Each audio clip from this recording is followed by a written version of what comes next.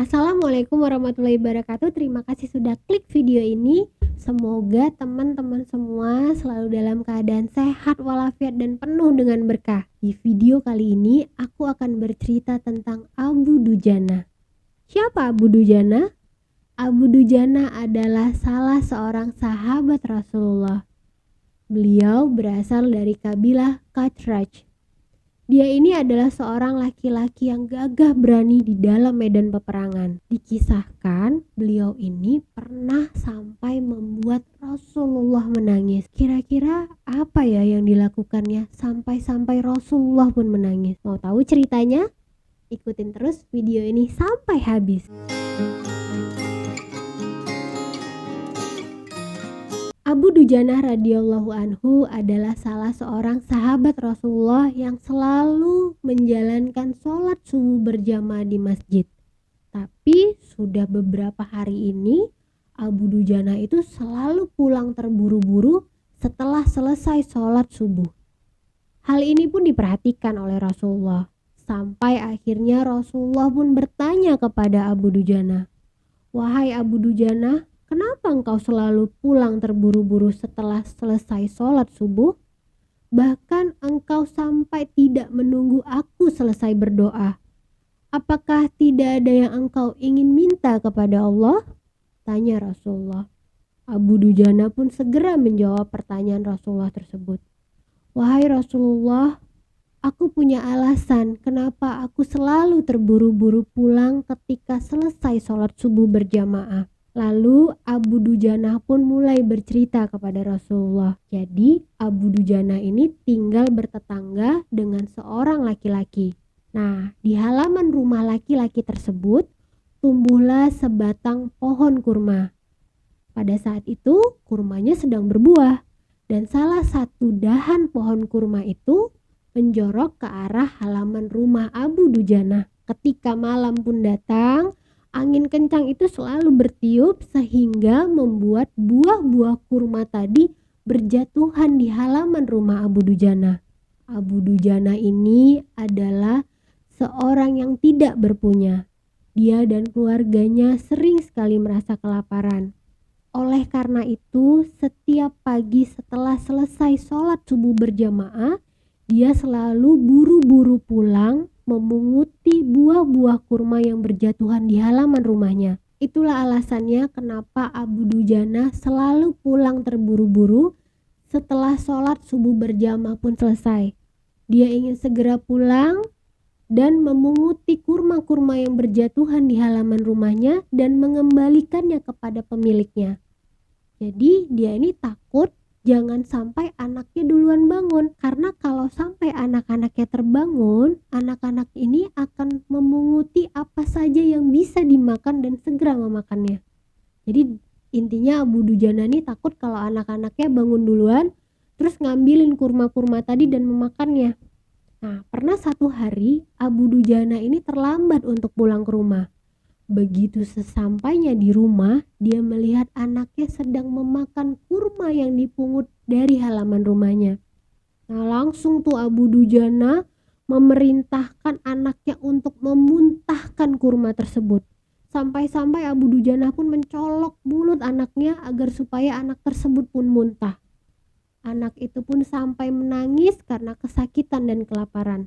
Abu Dujana pun berpesan kepada anaknya, "Wahai anakku, jangan sampai kalian membuat malu aku kelak di akhirat nanti. Karena sampai kalian mati pun aku tidak akan ikhlas dan rela kalau sampai kalian memakan yang bukan hak kalian." Nah, teman-teman, begitulah cara Abu Dujana menjaga dirinya dan keluarganya untuk tidak memakan harta yang bukan menjadi haknya. Mendengar cerita ini, mata Rasulullah pun berkaca-kaca. Rasulullah pun menangis. Rasulullah pun segera mencari tahu siapa pemilik pohon kurma ini. Ternyata pemiliknya adalah seorang laki-laki munafik. Rasulullah pun segera ingin bertemu dengan laki-laki tersebut. Ketika sudah bertemu, lalu Rasulullah pun bertanya kepada laki-laki munafik ini, "Bisakah engkau menjual pohon kurma yang ada di halamanmu? Kelak aku akan menggantinya dengan 10 kali pohon yang jauh lebih baik. Aku kelak akan menggantinya dengan pohon yang terbuat dari zamrud, dahannya terbuat dari mutiara, dan pohon itu akan dilapisi dengan emas yang berwarna merah.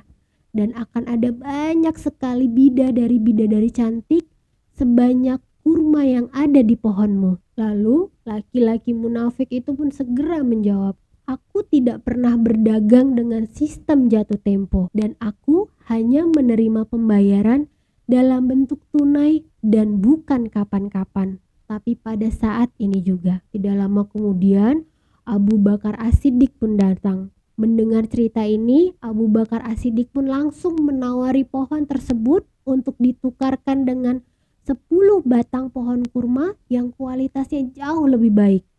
Tentu saja si laki-laki munafik ini pun langsung mau. Rasulullah pun bersabda bahwa Rasulullah lah yang akan mengganti pohon kurma tersebut.